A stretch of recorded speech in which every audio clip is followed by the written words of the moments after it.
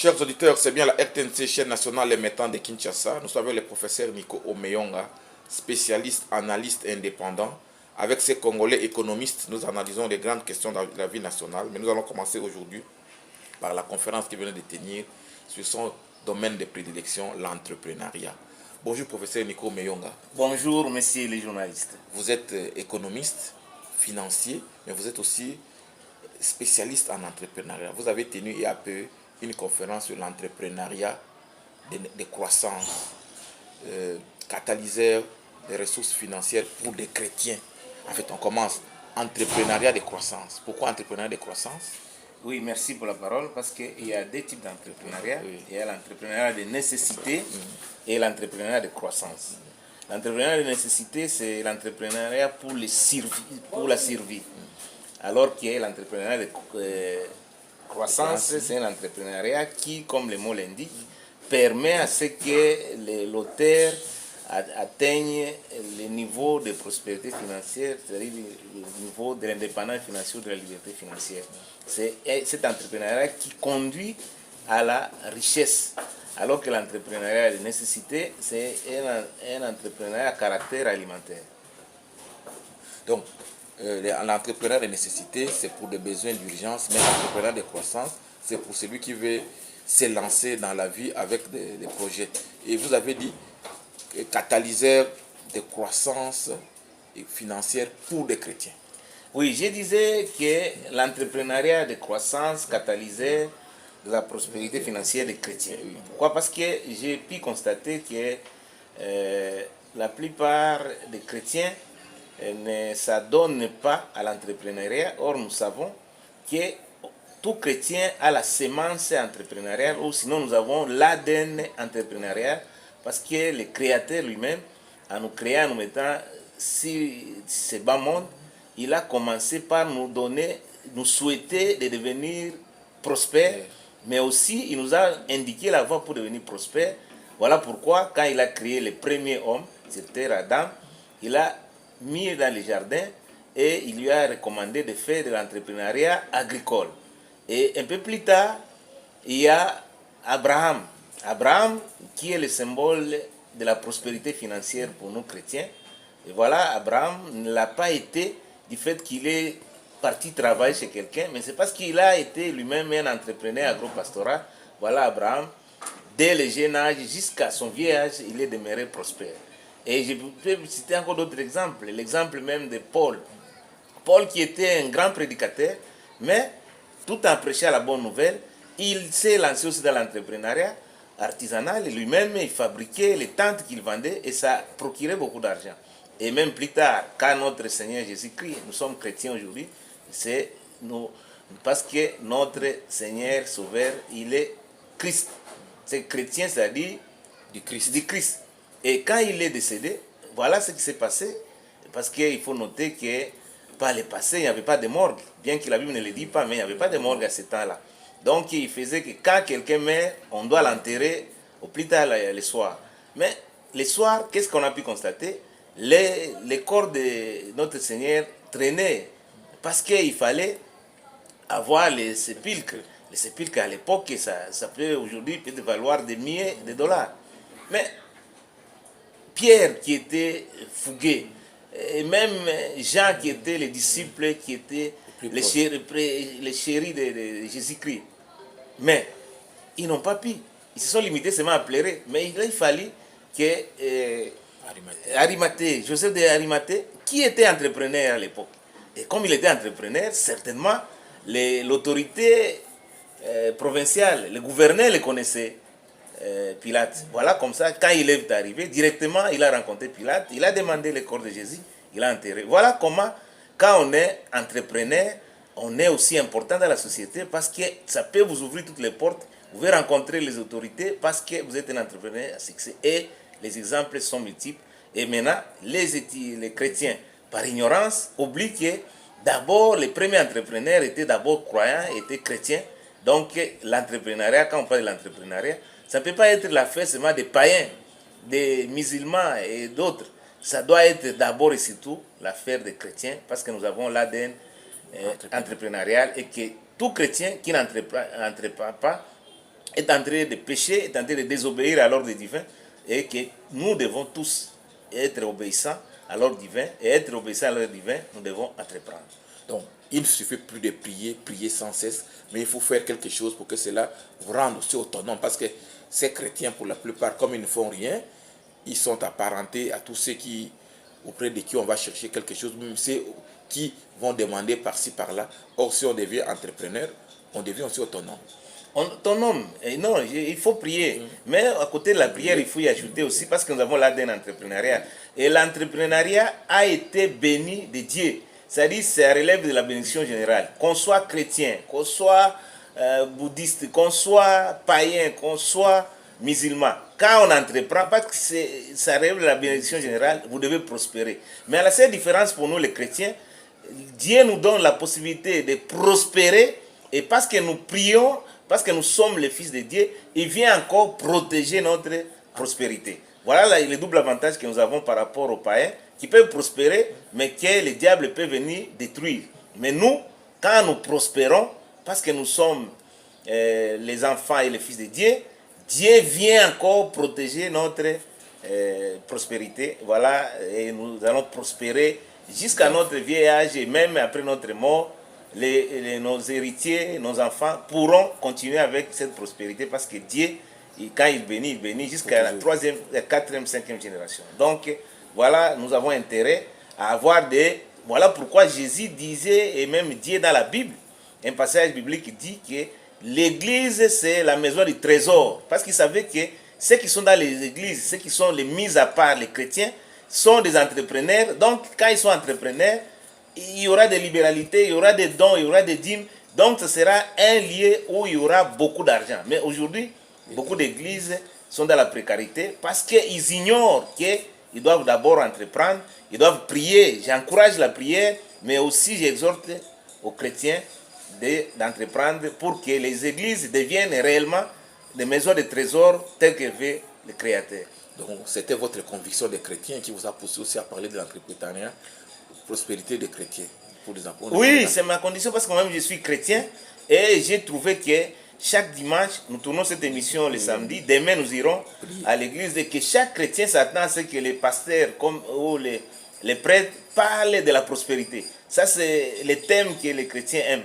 Mais très souvent, j'ai constaté que, bon, par omission ou par ignorance, les pasteurs ne martèlent pas, ne nous montrent pas la voie pour être prospères. C'est pourquoi j'ai estimé, et comme le pasteur Dodo, c'est qu'il y a une église qui est une église charismatique, une église de réveil. Il a estimé que non, et venait nous révéler la pensée divine par rapport à l'entrepreneuriat, parce que les chrétiens croyaient que l'entrepreneuriat c'est une affaire des païens. Or, l'entrepreneuriat c'est une affaire des chrétiens. Voilà que je suis allé, et d'ici là, je vais passer dans beaucoup d'églises pour les révéler, pour les rappeler ce qu'ils doivent connaître, c'est-à-dire ceux qui connaissent du reste, que nous sommes d'abord et surtout des entrepreneurs, et c'est par l'entrepreneuriat que nos églises, nous deviendrons des églises fortes, des églises indépendantes, des églises prospères, parce que nous devons prospérer comme prospère notre état d'âme. La prospérité ne peut pas se limiter seulement à l'état d'âme, il faut aussi la prospérité financière. Oui, prospérité financière, œuvre de Dieu depuis les premiers parents, prospérité agricole, prospérité pastorale. Et ici à Kinshasa, quel type de prospérité, quelle entreprise, comment entreprendre ici? Très bien, l'entrepreneuriat, peut-être il fallait le dire au début, l'entrepreneuriat c'est dans tous les secteurs de l'économie nationale. Nous avons 4 secteurs. Nous avons le secteur primaire, le secteur secondaire, le tertiaire et le secteur quaternaire. Le secteur primaire, c'est le secteur de l'agriculture et les sols. Voilà pourquoi regardez les pays comme la France, l'Allemagne. Ce sont des pays d'abord à vocation agricole. Ils mettent à l'avant-plan l'agriculture. Et quand je parle de l'agriculture, c'est dans ce sens plus large, c'est-à-dire activités champêtres, l'élevage, la pêche font partie de l'agriculture. Donc on peut entreprendre, avoir une ferme, c'est l'entrepreneuriat agricole. Faire la pêche, c'est l'entrepreneuriat agricole. Être planteur comme l'a été Bemba Saolona. Il a planté, il était un simple planteur et ça lui a conduit à la prospérité financière. Mais l'entrepreneuriat peut se faire aussi au niveau secondaire. C'est-à-dire la manufacture. Par exemple, Foménique, ma fondation, j'ai une maman qui habite Mitende, mais qui est une entrepreneuse manufacturière. C'est-à-dire, il transforme, il fabrique les jus à base de gingembre. Et ce jus-là, je vous rassure, est un jus bio et qui apporte, imaginez-vous si on lui donne tous les moyens qu'il faut, il peut nourrir, et il peut distribuer son jus là à travers tous les supermarchés et combien ça va rapporter. Vous voyez que rien que par les jus, quelqu'un peut se lancer dans la fabrication de yaourts. Et c'est aussi de l'entrepreneuriat. Au niveau tertiaire, c'est le commerce. C'est-à-dire, un entrepreneur commercial, c'est celui qui il peut acheter et revendre. Ça, on peut le faire. Les mamans qui, tôt le matin, se réveillent pour aller acheter des pains et revendre. Et s'ils sont bien encadrés, c'est aussi une forme d'entrepreneuriat. Et quatrième type d'entrepreneuriat, c'est l'entrepreneuriat numérique. Aujourd'hui, si le 18e siècle était le siècle de la révolution numérique et industrielle, le siècle présent, c'est le siècle de la révolution numérique. Donc, grâce à aujourd'hui, vous, de la presse traditionnelle, classique, aujourd'hui, nous avons les médias numériques. Grâce à YouTube, il y a des jeunes gens qui, aujourd'hui, sont devenus des patrons de chaînes de télévision en ligne et qui deviennent prospères. Donc, voilà un peu, en gros, on peut faire de l'élevage et être... parce que je vous ai dit, le symbole de la prospérité pour l'Église, pour nous chrétiens, pour nous croyants, c'est Abraham. Abraham était un agro-pasteur, un élevé. Donc voilà, on peut entreprendre dans tous les secteurs de la vie, mais il faut vraiment se donner les moyens pour entreprendre. Et les moyens les plus importants, c'est d'abord le goût du risque. Il faut être riscophile. J'ai toujours dit, pour entreprendre, il y a 5 ou 6 critères. Premier critère, il faut avoir 40% du goût du risque. Il faut être riscophile. 40% du courage. Il faut être courageux. 10% de résilience. C'est-à-dire qu'il faut avoir la persévérance. Parce que quand on entreprend, il y a beaucoup d'aléas qui peuvent vous empêcher d'atteindre l'objectif. Mais vous devez tenir ferme. La persévérance, c'est-à-dire la résilience. Quatrième critère, il faut avoir la connaissance du monde dans lequel vous voulez entreprendre. C'est-à-dire que vous voulez entreprendre dans le secteur audiovisuel. Ayez un minimum de connaissances dans ce secteur. Vous voulez entreprendre, vous voulez mettre un poulailler. Ayez ne fût-ce qu'une idée sur l'élevage de poules. Et donc, dernier élément, c'est 2% de l'argent. Donc l'argent, les défis financiers ne peuvent pas être un handicap pour entreprendre. Donc commencez, il ne faut pas vous décourager. Il y a des risques, mais ayez toujours l'esprit que vous serez aidé quelque part. Même si Jésus là que nous prenons, c'est Dieu là, comme c'est lui qui a créé l'entrepreneuriat. Dès que vous commencez, vous aurez un soutien quelque part. C'est aussi ça l'esprit. Exactement. On nous a appris à l'école primaire qu'il y avait 4 opérations mathématiques. L'addition, la multiplication, la division et la soustraction. Mais le Dieu qui nous a créés se servent de des opérations. Soit de l'addition, soit de la multiplication. Et tout dépend de la foi. Ceux qui n'ont pas assez de foi, Dieu procède par l'addition. Il ajoute si c'est que vous avez. Ceux qui ont la grande foi comme le prof Omeonga, Dieu procède par la multiplication. Donc on multiplie. C'est-à-dire là c'est la progression géométrique. Alors que pour ceux qui ont peu de foi, Dieu utilise la progression arithmétique. Donc c'est à nous donc la prospérité est à la portée de chacun de nous. C'est une question de choix. On peut naître d'une famille très modeste et devenir prospère parce qu'on a décidé vraiment de devenir prospère. Tout comme on peut décider de devenir pauvre. Voilà pourquoi je n'encourage pas beaucoup de jeunes au salariat, parce que le salariat, c'est de la pauvreté en sursis, alors que l'entrepreneuriat, c'est la prospérité en puissance. Donc, quand je ne déconseille pas d'aller travailler. Travailler pour quelqu'un, pour un temps, pour trouver de l'argent, pour venir travailler pour soi-même, ce n'est pas normal. Ça fait une dizaine d'années que je forme des cadres universitaires. Mais curieusement, tous ces cadres-là caressent toujours les rêves d'aller se faire employer, utiliser. Vous voyez que même le concept est vraiment inapproprié. Utilisé par qui? Pas de semi-lettrés indo-pakistanais. Des gens qui n'ont pas fait de grandes études. Mais c'est là, parce qu'ils ont le goût du risque, parce qu'ils ont persévéré. Aujourd'hui, ils sont des Mopao et ils utilisent nos cadres universitaires qui, chacun d'eux, devrait créer de l'emploi, créer une entreprise, parce que quand on crée une entreprise, on se donne soi-même les moyens financiers on a la liberté financière, mais on devient aussi pourvoyeur des emplois durables pour ceux qui ne peuvent pas le faire. Voilà pourquoi aujourd'hui, avec le système LMD, nous disons que nous arrêtons tout ce qui est autrefois, qui était des quémandeurs d'emplois. Maintenant, nous formons des porteurs de projets, nous formons des créateurs d'emplois. Ainsi, on pourra résoudre la question récurrente des chômages de masse et de longue durée dont souffre la jeunesse congolaise. Professeur Omeyonga, une conférence comme ça, dans un milieu populaire, un peu comme le YOLO ici, est-ce que vous avez trouvé un auditoire? En fait, les chrétiens, vous les avez trouvés, un auditoire à la taille de cet exposé? J'ai été surpris, agréablement surpris, parce que je m'y attendais les moins. On est habitué à faire ce genre de conférences dans les auditoires élitistes, c'est-à-dire à l'université ou dans les milieux des intellectuels. Mais rassurez-vous qu'à YOLO aussi, il y a des intellectuels, il y a des étudiants, mais qui sont venus ce jour-là. Parce que dans les milieux des chrétiens, il n'y a pas que, comme les gens croient que non, il n'y a que des moins que rien. À l'université, dans les églises aujourd'hui, il y a des gens lucides, des gens perspicaces, intellectuels qui sont dans l'église. Et quand ils ont vu les thèmes, ça les a intéressés, ils sont venus. Mais aussi, l'intelligence ici, ce n'est pas du fait de recourir à la langue de Molière. Mais l'intelligence, c'est la capacité qu'a un homme, une femme, à faire face à des situations nouvelles. Et là, j'ai trouvé même des mamans. Parce que j'étais dans l'auditoire, j'étais bilingue. Par moment, je devrais aussi, pour bien faire passer le message, recourir à la langue la plus bonne et la plus belle du monde, le lingala.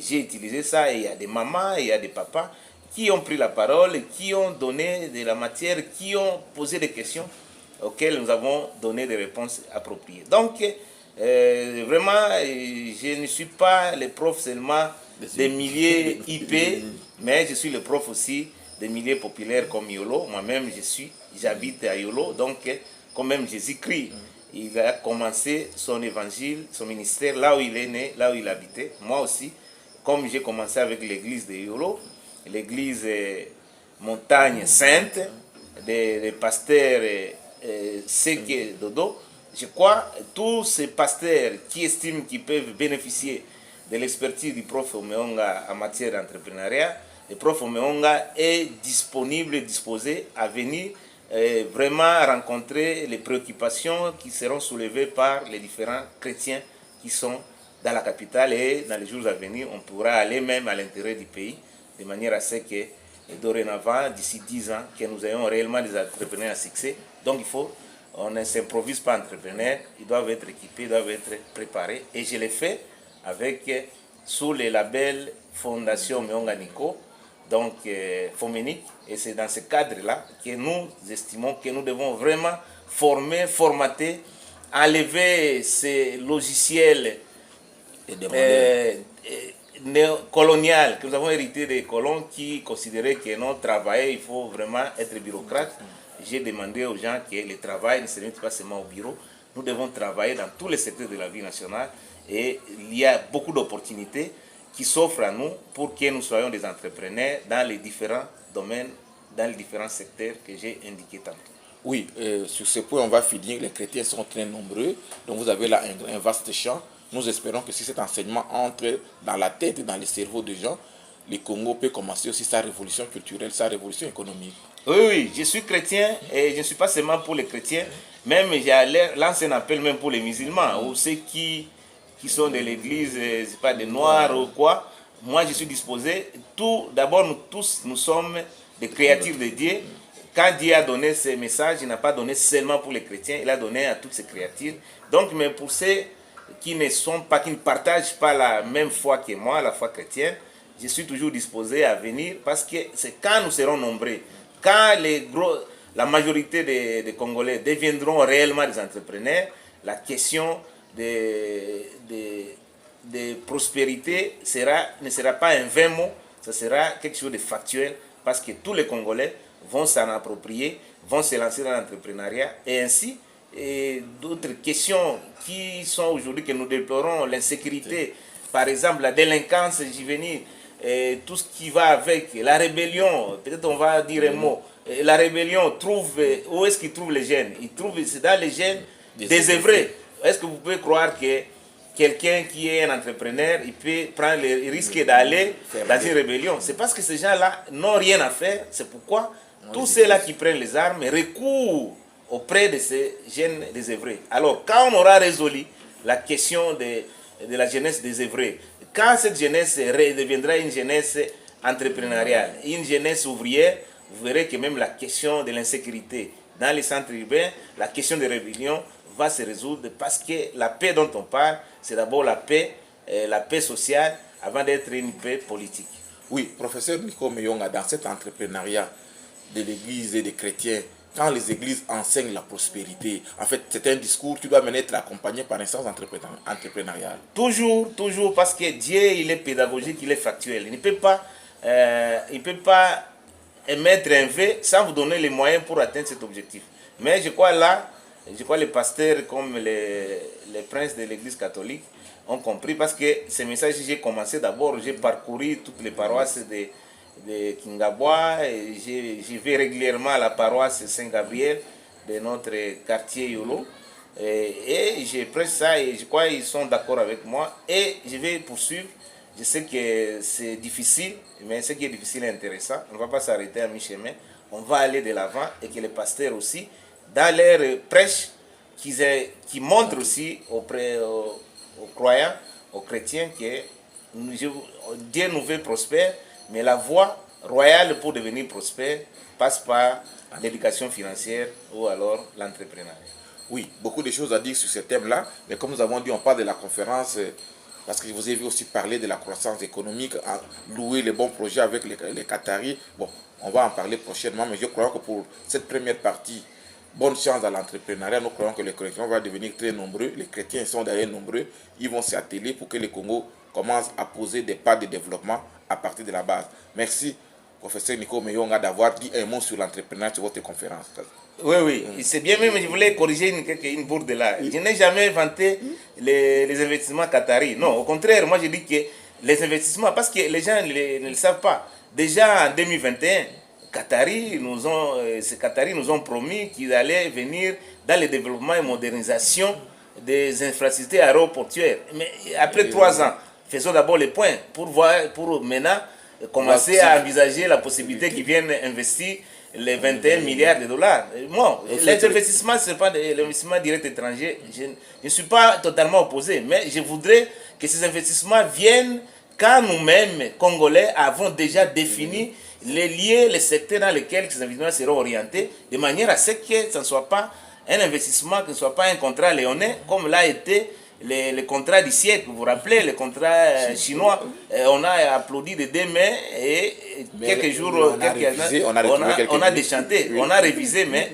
dans l'entretemps, c'est les Congolais qui ont été les dindons de la farce. Donc, pour les Qataris, je ne suis pas opposé, je me suis prononcé, même dans votre chaîne concurrente, si vous permettez, je peux citer les noms, Deutsche Welle, une chaîne allemande, et pour démontrer que non, je ne suis pas opposé, au contraire, mais que ces investissements ne viennent pas seulement pour l'exploitation des minéraux, les ramener ou des pétroles, non, que ces investissements viennent exploiter et transformer à l'intérieur pour qu'il y ait des effets d'entraînement. Mais si on ne les fait pas, ça sera venir encore renforcer l'extraversion économique, alors que le prof Omeonga se bat pour l'introversion économique. C'est pas l'introversion économique que nous aurons réellement une croissance inclusive, une croissance partagée, pas une croissance appauvrissante comme c'est le cas, parce qu'elle est portée par les exportations, par les minéraux qui sont exportés à l'État brut. Voilà un peu, je voulais corriger cette bourde. Je n'ai jamais été très favorable aux investissements qataris. Si tentés, ils les feront seulement comme le font les autres, parce que les autres, les Occidentaux, ils ont fini renforcer ce que l'économiste Samir Amin disait, la théorie du centre et de la périphérie. Mais aujourd'hui, si hier le centre était l'Occident, le centre aujourd'hui c'est l'Orient. Nous avons la Chine, aujourd'hui maintenant on parle des Qataris. Donc c'est pour dire que nous n'en voulons plus pour continuer à être toujours une économie de rente, une économie extravertie. Nous voulons une économie introvertie, autocentrée, et cela passe par des investissements qui tiennent compte du programme endogène, l'œuvre des Congolais et ils viennent avec les moyens. Et comme ça, on aura un partenariat gagnant-gagnant. Parce que nous-mêmes, nous avions déjà défini les secteurs dans lesquels ces fameux 21 milliards de dollars. Et il faut noter qu'ici, on n'est qu'au niveau des promesses, des intentions. On n'a pas encore libéré les investissements, les 21 milliards de dollars. Ok, merci professeur. On y reviendra dans un autre forum plus développé. Merci d'avoir parlé de cet entrepreneuriat. Et c'est moi qui vous remercie.